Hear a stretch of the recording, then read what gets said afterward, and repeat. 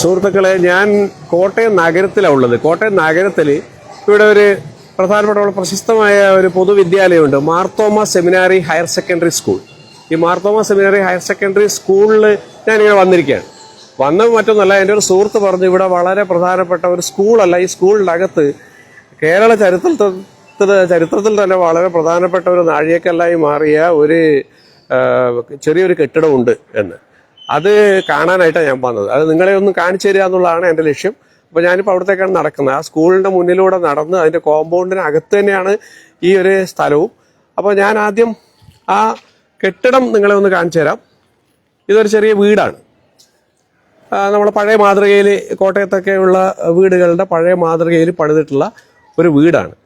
ഈ വീട് മനോഹരമായ വീട് തന്നെയാണ്. ഇന്നത്തെ അവസ്ഥയിൽ പോലും വളരെ നല്ല അന്തരീക്ഷം ആണ്. രണ്ട് ഭാഗത്തും, മുറ്റത്തിന്റെ രണ്ട് ഭാഗത്തും രണ്ട് വലിയ മാവുകൾ ഇങ്ങനെ കാണാം. വളരെ കാണാൻ ഭംഗിയുള്ള പുരാതനമായൊരു വീട്. പക്ഷെ ആ വീടിന്റെ ചരിത്രമാണ് യഥാർത്ഥത്തിൽ ഇതിനെ പ്രധാനമാക്കുന്നത്. അത് വേറെ ഒന്നല്ല, അത് ആ ചരിത്രം എന്താണെന്നുള്ളത് വ്യക്തമാക്കുന്ന ഒരു ബോർഡ് ഈ വീടിന്റെ മുന്നിലുണ്ട്. ആ ബോർഡാണ് ഞാനിപ്പോൾ നിങ്ങൾക്ക് കാണിച്ചു തരുന്നത്. ഇതിങ്ങനെയാണ്: ഗാന്ധി സദൻ സ്കൂൾ മുൻ ഹെഡ് മാസ്റ്റർ കെ കുരുവിളയുടെ ആതിഥേയത്വം സ്വീകരിച്ച് 1925 മാർച്ച് 15 രാഷ്ട്രപിതാവ് മഹാത്മാഗാന്ധി അന്തിയുറങ്ങിയ വസതി. അപ്പൊ അതാണ് ഈ വീടിന്റെ പ്രത്യേകത. നോക്കൂ.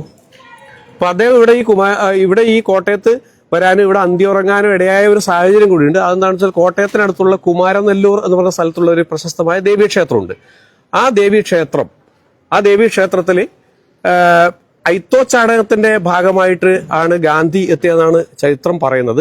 അത് മറ്റൊന്നുമല്ല, കേരള ചരിത്രത്തിൽ തന്നെ ഒരു സ്വകാര്യ ക്ഷേത്രം ആദ്യമായിട്ടാണ്, കുമാരനെല്ലൂർ ദേവീ ക്ഷേത്രമാണ് എല്ലാ ജാതിക്കാർക്കും ക്ഷേത്രപ്രവേശനം അനുവദിച്ച, അല്ലെങ്കിൽ ആരാധിക്കാനായിട്ട് അമ്പലത്തിലേക്ക് പ്രവേശനം അനുവദിക്കപ്പെട്ട ആദ്യത്തെ സ്വകാര്യ ക്ഷേത്രം ആണ് കുമാരനെല്ലൂർ ദേവീ ക്ഷേത്രം എന്ന് പറയുന്നു.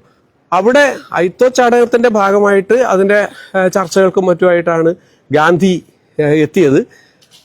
ഗാന്ധി അവിടെ സന്ദർശിക്കുകയും അവിടുത്തെ ആതിഥേയത്വം സ്വീകരിച്ച് അവിടെ സന്ദർശിക്കാൻ ശ്രമിക്കുകയൊക്കെ ചെയ്തു എന്ന് പറയുന്നു. പക്ഷേ എന്നാൽ ഗാന്ധി അവിടെയല്ല അന്തിയുറങ്ങിയത്.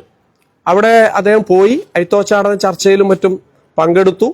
അത് ബന്ധപ്പെട്ട ആളുകളെ, അതിന്റെ ഐത്തോച്ചാടന പ്രസ്ഥാനത്തിൽ മറ്റുമുള്ള ആളുകളെ, വളണ്ടിയർമാരെയൊക്കെ കണ്ട് സംസാരിക്കുകയൊക്കെ ചെയ്തു. പക്ഷെ എന്നാൽ അദ്ദേഹത്തിന് അവിടെ താമസിക്കാനൊന്നും സൗകര്യം ലഭിച്ചില്ല. അദ്ദേഹം നേരെ വന്ന് രാത്രി താമസിച്ചത് ഈ വീട്ടിലാണ്. അപ്പോൾ അതിന് പലതരം കഥകളുണ്ട്. ഒന്ന്, അവിടെ അദ്ദേഹത്തിന് അവിടുത്തെ സവർണ പ്രമാണിമാര് ആ ക്ഷേത്രത്തിനോടനുബന്ധിച്ചുള്ള സത്രത്തിലൊന്നും താമസിക്കാനായിട്ട് അനുവദിച്ചില്ല. അപ്പൊ അതുകൊണ്ട് തന്നെ അദ്ദേഹം അവിടെ നിന്ന് പോവുകയായിരുന്നു. അപ്പോഴാണ് ഇവിടെയുള്ള കോട്ടയത്തെ ഞാൻ നേരത്തെ ബോർഡിൽ പറഞ്ഞിരിക്കുന്ന ഈ കുരുവിള മാസ്റ്റർ, അദ്ദേഹം ഗാന്ധിക്ക് ആതിഥ്യമരുളാൻ സന്നദ്ധത പ്രകടിപ്പിക്കുകയും അദ്ദേഹത്തോടൊപ്പം ഗാന്ധി ഈ വീട്ടിലേക്ക് വന്ന് ഇവിടെ രാപാർക്കുകയും ചെയ്തു എന്നുള്ളത് പറയപ്പെടുന്നത്. അങ്ങനെയാണ് ചരിത്രം എന്നാണ് ഈ കോട്ടയത്തുള്ള ചരിത്രത്തെ അറിയുന്ന സുഹൃത്തുക്കൾ പറയുന്നത്. എന്തായാലും ഗാന്ധി സന്ദർശിക്കുകയും അന്തിയുറങ്ങുകയും ചെയ്ത വസതി എന്നുള്ള നിലയിൽ ഈ വസതിക്കും അതുപോലെ തന്നെ ഈ സ്ഥലത്തിനും പ്രത്യേകമായിട്ടുള്ള ഒരു ചരിത്ര പ്രാധാന്യം കൈവന്നു. അപ്പൊ ഇത് കോട്ടയത്ത് വന്നപ്പോൾ ഇങ്ങനെ ഒരു സ്ഥലമുണ്ട് എന്ന് എന്നോട് എൻ്റെ സുഹൃത്ത് ജയലാൽ പറഞ്ഞപ്പോൾ ഞാൻ അദ്ദേഹത്തിനോടൊപ്പം ഈ സ്ഥലം കാണാൻ വരികയായിരുന്നു. അപ്പോൾ നിങ്ങളും കോട്ടയം സന്ദർശിക്കുമ്പോൾ, കോട്ടയത്ത് വരുമ്പോൾ സമയം കിട്ടുകയാണെങ്കിൽ ഈ MT seminary higher secondary school അങ്കണത്തിലേക്ക് വരികയും ഇവിടെയുള്ള ഗാന്ധി വാർത്ത ഈ വസതി കാണുകയും ചെയ്യുന്നത് തീർച്ചയായിട്ടും ചരിത്ര സ്മൃതികൾ ഉണർത്തുന്ന ഒരു പഴയ ഓർമ്മകളിലേക്ക് പോകാൻ, ചരിത്രാന്വേഷികൾക്കാണെങ്കിൽ പോകാൻ പറ്റുന്ന ഒരു നല്ല അനുഭവം തന്നെയായിരിക്കും.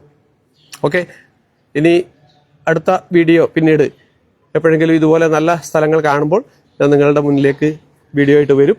അതുവരെ ഓക്കെ.